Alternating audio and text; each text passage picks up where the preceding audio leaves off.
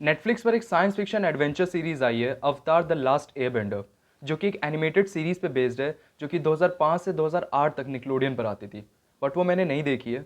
और एक animated series पे बेस्ड होने की वजह से ये एक पार्ट में तो खत्म होगी नहीं, और इसके लास्ट एपिसोड के क्लाइमैक्स में हमें इसके सेकंड पार्ट का हल्का सा प्लॉट भी बता दिया जाता है। सो सीरीज का प्लॉट ये है कि दुनिया में 4 नेशन है: वाटर ट्राइब, अर्थ किंगडम, फायर नेशन और एयर नोमैड्स। और ये सभी नेशंस अपने नाम के जो एलिमेंट्स हैं उनको टेलीकिनेसिस से या फिर अपनी दिमाग की शक्तियों से कंट्रोल कर सकते हैं। जैसे कि वाटर टाइप के लोग वाटर को कंट्रोल कर सकते हैं, वैसे ही बाकी सभी। और उन सभी को बेंडर्स कहा जाता है। जैसे जो कि वाटर को कंट्रोल कर सकते हैं उनको वाटर बेंडर्स, वैसे ही एयर बेंडर्स, फायर बेंडर्स और अर्थ बेंडर्स। और दुनिया में बैलेंस बनाने के लिए हर बार एक अवतार जन्म लेता है जो कि इन चारों एलिमेंट्स को कंट्रोल कर सकता है। लेकिन अब फायर नेशन का जो रूलर है या फिर राजा है, वो ये चाहता है कि वो चारों नेशन को कंट्रोल करे, और ये तभी पॉसिबल है जब वो अपने रास्ते से अवतार को हटाएगा। सीरीज की स्टोरी स्टार्ट होती है एयर नोमैड्स के नेशन से, जहां पर हमारा इस बार का अवतार जन्म ले चुका होता है। और ये बात फायर नेशन वाले जानते हैं, जिस वजह से यही नेशन उनका सबसे पहला टारगेट होता है।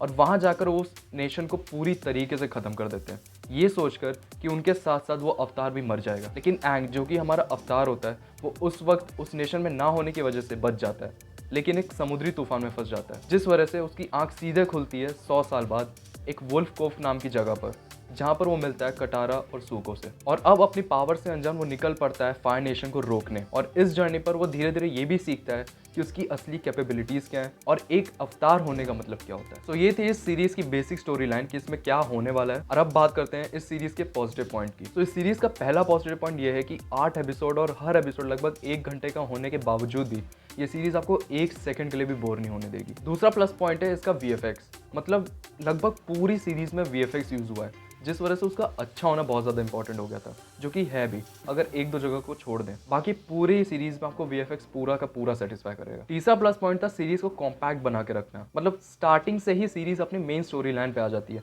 ज़्यादा इधर उधर की बातें नहीं करती है। चौथा प्लस पॉइंट इस सीरीज का यह है कि सीरीज बहुत आराम से आपको समझ में आ जाएगी।